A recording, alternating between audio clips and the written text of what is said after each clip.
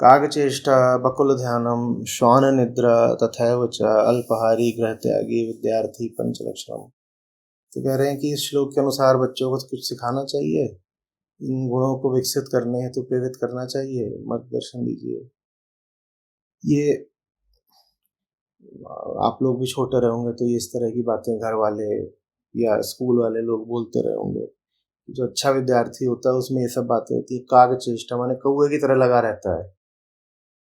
कौवे की तरह वो लगा रहता है कि सफलता नहीं मिलेगी तो लगा रहूंगा। बकुल ध्यानम, जो बगुला होता है उसकी तरह वो ऐसे है ना खड़ा रहता है बिल्कुल निश्चल कि जब तक मछली नहीं मिल जाएगी हटूंगा नहीं यहाँ से। श्वान निद्रा, कुत्ते की तरह सोता है। कुत्ता सो रहा होता है, कुछ करी तो फट से उसकी नींद खुल जाती है। तो अल्पाहारी और गृह त्यागी और कम खाता है और घर में नहीं पड़ा रहता, माने गुरुकुल में रहता है। तो ये विद्यार्थी के लक्षण होते हैं। तो कह रहे हैं कि क्या बच्चों में ऐसे सद्गुणों का विकास करना चाहिए, ये पूछ रहे हैं आशुतोष पटेल जी। ये सब आ जाता है, ये सब आ जाता है, ये सब आ जाता है जब जो आप पढ़ रहे हो उससे प्रेम होता है। फिर अपने आप नींद नहीं आती, फिर उसको बताना नहीं पड़ेगा कि कुत्ते का उदाहरण लो, अपने आप ही उसको नींद नहीं आएगी। और श्वान को तो नींद इसलिए नहीं आती क्योंकि प्रकृति ने उसको ऐसा बनाया है। विद्यार्थी को नींद इसलिए नहीं आती क्योंकि प्रेम ने उसे ऐसा बनाया है। अब प्रकृति के कारण आपको नींद ना आए वो एक बात है, और प्रेम के कारण आप अपनी नींद को जीत लो बिल्कुल दूसरी बात है। काग चेष्टा, अब बिल्कुल ये भी हो जाता है जब प्रेम होता है तो फिर चेष्टा अनंत हो जाती है। वो तो कि शरीर का अंत हो सकता है लेकिन चेष्टाओं का अंत नहीं होने दूंगा क्योंकि प्यार है।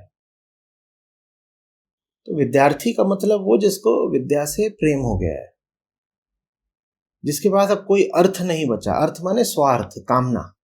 जिसके पास अब कोई और अर्थ स्वार्थ कामना नहीं है, बस एक है विद्या, तो उसे कहते हैं विद्या अर्थी। विद्या के अलावा उसे कुछ नहीं चाहिए। यही प्रेम की बात होती है। एकाग्रता इसको ही बोलते हैं, वन पॉइंटेडनेस। एक चीज है उस पर दिल आ गया है, उसी के साथ लगे हुए हैं, फिर आप अपने आप गृह त्यागी हो जाते हो। उसी अर्थ में कि जो घर जा रहे आप ना चले हमारे साथ।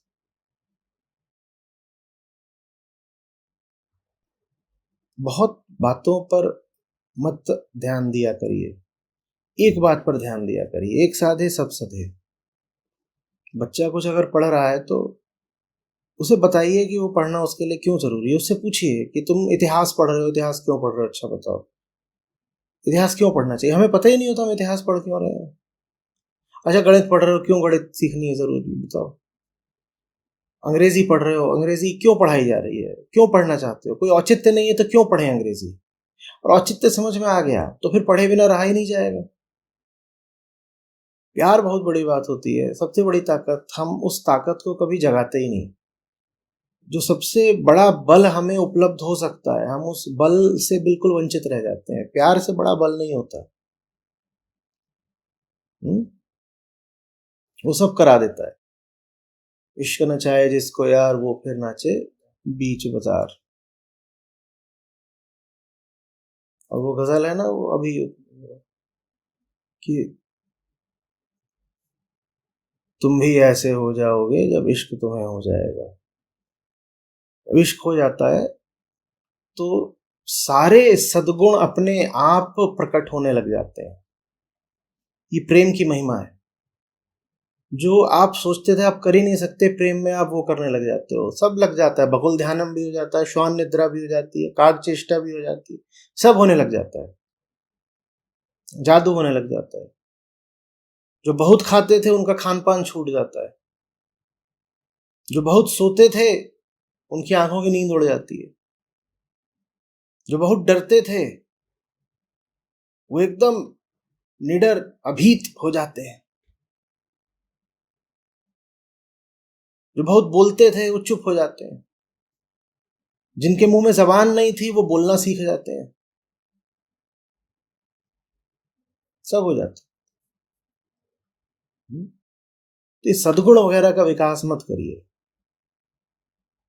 अहंकार को सद्गुण नहीं चाहिए, अहंकार को प्यार चाहिए, वो उसी के लिए मरा जा रहा है। समझ रहे बात को? आपकी जिंदगी में समस्या ये नहीं है, आपकी मेरी किसी की जिंदगी में समस्या ये नहीं है कि सद्गुण वगैरह नहीं है, या जैसे पिछले प्रश्नकर्ता पूछ रहे थे कि कौशल की, अनुभव की कमी है। सद्गुण कौशल इनकी बात नहीं है, ये छोटी चीजें ही आ जाती हैं। इनको तो मैं बोलता हूँ ऑन द जॉब लर्निंग। लग जाओ सीख जाओगे, पर लगा जाता है प्यार में। हमारी जिंदगी में कमी सद्गुण की नहीं है, इश्क की है। हम्म?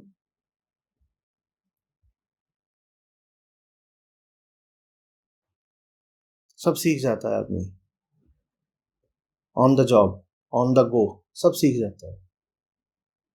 प्यार होना चाहिए, जो कर रहे हो उससे प्यार होना चाहिए, सारे कौशल विकसित हो जाते हैं। स्किल की प्रॉब्लम थोड़ी है। कह रहे हैं कि आप अपने हर सत्र में समझाते हैं कि गीता हमारे तभी काम आएगी जब हम अर्जुन की तरह बड़ी और सही लड़ाई चुनेंगे। अर्जुन बड़ी लड़ाई चुन पाए, इसके पीछे कहीं ना कहीं द्रोणाचार्य द्वारा बचपन से सिखाए गए जीवन कौशल थे। मेरी उम्र 30 वर्ष है, 4 माह से मुझे आपके माध्यम से गीता तो मिल रही है, पर जीवन में कुछ कौशल नहीं सीखा हुआ है। तो सही संघर्ष चुनने के लिए जीवन कौशल कितने जरूरी है। अपने जीवन के तो 30 वर्ष देखता हूँ, पिछले तो बस घबराहट होती है, कृपया मार्गदर्शन करें। नहीं नहीं, द्रोणाचार्य के द्वारा जो उनको सिखाया गया है उसकी वजह से अर्जुन अर्जुन नहीं हो गए। सर्वश्रेष्ठ धनुर्धर थे, बहुत अच्छी बात है, लेकिन फिर सर्वश्रेष्ठ गदाधारी भी तो थे वहां पे। हम्म? और सर्वश्रेष्ठ भालाधारी भी थे। तो उनको क्यों नहीं गीता मिल गई? तो आपने जो यहाँ पर एक तो बात लिखी है कि अर्जुन बड़ी लड़ाई चुन पाई, इसके पीछे कहीं ना कहीं द्रोणाचार्य द्वारा बचपन से सिखाए गए जीवन कौशल थे। देखिए ये बात गलत हो गई ना। अगर अर्जुन सर्वश्रेष्ठ धनुर्धारी है तो भीम सर्वश्रेष्ठ गदाधारी है। भीम को तो गीता नहीं मिली, क्यों नहीं मिली? तो बात द्रोणाचार्य की नहीं है, बात कृष्ण की है, बात कृष्ण की है।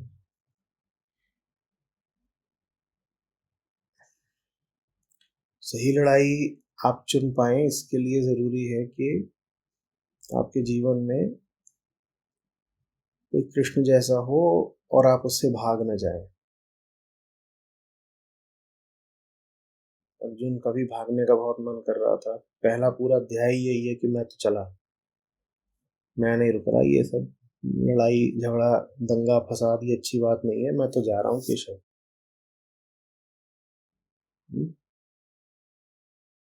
कृष्ण के सामने रुक जाएंगे तो कृष्ण आपसे सही लड़ाई लड़वाएंगे। और जो कह दे कि बड़ी लड़ाई का तो मेरे जीवन में कोई स्थान नहीं, कोई उपयोगिता नहीं, फिर उसको गीता नहीं मिलती है। अभी 4-5 दिन पहले ही वो यूट्यूब पर आया है ना कि मच्छर ही मारने हैं तो टैंक का क्या करोगे। हम्म?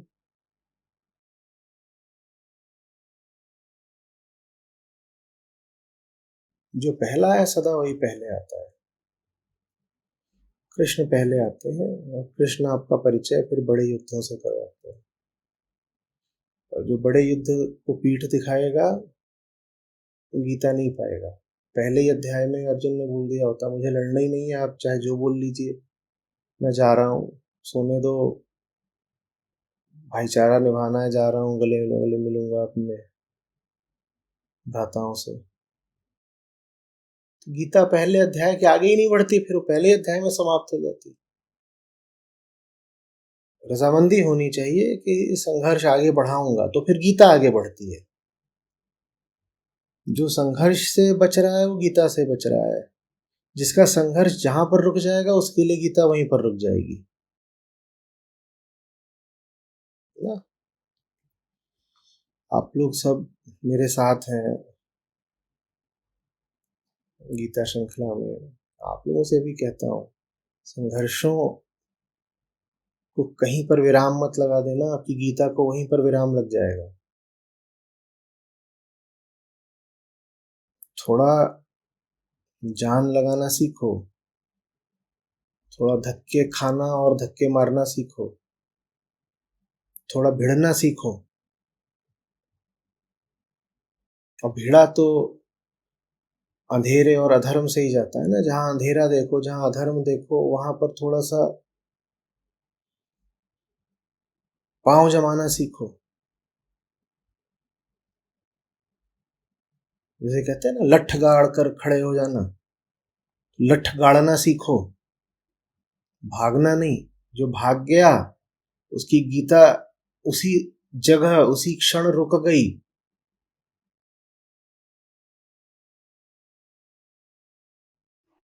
आप में से कुछ लोग तर्क दिया करते हैं, कहते हैं देखो हमें क्या करना है इधर उधर संघर्ष करके, हमें तो गीता से मतलब है। ये पागलपने का तर्क है। गीता आपको उतनी ही मिलेगी जितना आप संघर्ष करोगे। जो संघर्ष से बच रहा है, जो कुरुक्षेत्र में बाण नहीं चला सकता, जो अधर्म के खिलाफ मुंह भी नहीं खोल सकता, उसको गीता मिलेगी ही नहीं। और आप कह रहे हो कि हमें युद्ध थोड़ी करना है, हमें तो गीता पढ़नी है। गीता कोई किताब है क्या कि खोलोगे और पढ़ लोगे?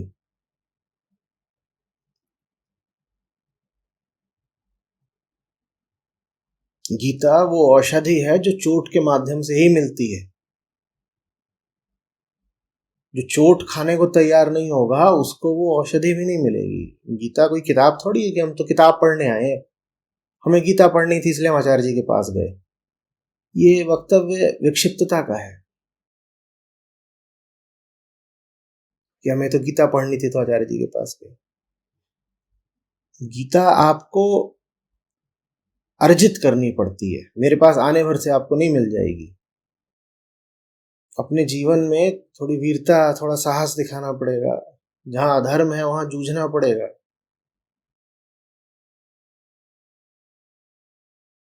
जो दबे दबे जीना चाहते हो, गीता उनको नहीं मिलेगी, उनके लिए खुलेगी ही नहीं। जो छुपे छुपे जीना चाहते हो, गीता उनको मिलेगी ही नहीं। They are not even showing up. छुपे छुपे है ना, जो शो अप ही नहीं हो रहे। जैसे ही कहा शो अप नहीं हो रहे, मुझे फिर कम्युनिटी के लोगों की याद आ गई। याद है वो कम्युनिटी पे भी नहीं कभी सामने आते, वो कुरुक्षेत्र में क्या सामने आएंगे? उनको गीता कभी मिलेगी ही नहीं।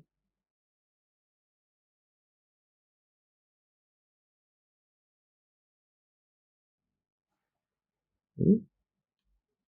बात इसकी नहीं कि आपके पास कौशल कितना है, बात इसकी है कि आपके पास कलेजा कितना है। अर्जुन के पास कौशल कम भी होता तो भी कृष्ण का सानिध्य उन्हें लड़वा देता। और अर्जुन का जितना भी कौशल था वो पूरा पड़ा था क्या? भीष्म को अपने कौशल से हरा पाए थे अर्जुन, द्रोण को अपने कौशल से हरा पाए थे, कर्ण को अपने कौशल से हरा पाए थे। जितने भी उनके महारथी थे, किसके सामने अर्जुन का कौशल काम आ गया था? और अंत में दुर्योधन को भी अपने कौशल से हराया था क्या भीम ने? और स्वयं बिना पूछे ताछे, बिना सलाह करे प्रतिज्ञा कर बैठे थे अर्जुन की, मार दूंगा जयद्रथ को, नहीं तो खुद ही जान दे दूंगा। तब अर्जुन को अर्जुन के कौशल ने बचाया था क्या? तो अर्जुन के कौशल की बात नहीं है। कौशल तो किसी का भी संपूर्ण नहीं होता, ना आपका ना मेरा। हम सब इंसान हैं और इंसानों में कमियां तो रह ही जाती हैं। आप ये प्रतीक्षा करते रहेंगे कि आपका कौशल जब पूरा होगा तब आप युद्ध में उतरेंगे, तब तो हो चुका। कौशल कभी पूरा नहीं होगा, जीवन पूरा हो जाएगा। मैं कह रहा हूं कलेजा चाहिए, लठ गाड़ने का, भिड़ जाने का। हुँ? फिर गीता आ जाती है, कहते इतना बड़ा युद्ध इसने अपने जीवन में खोल लिया है, अब इसको सहायता की जरूरत है। फिर गीता आ जाती है।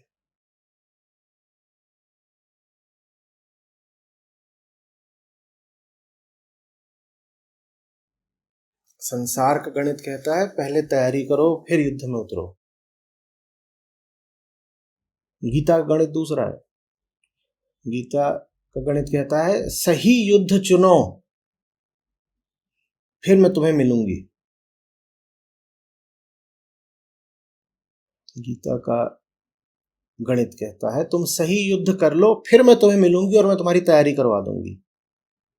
और आपका गणित कहता है नहीं नहीं, पहले रुको, पहले अच्छे से तैयारी वारी कर लो। तैयारी वगैरह पूरी हो गई और जब अपने आप को प्रमाणित कर लो तैयारी पूरी हो गई, तब कहोगे अब मैं युद्ध में जा रहा हूँ। तैयारी कभी पूरी होगी ही नहीं, आपको युद्ध से बचने का बहाना मिल गया।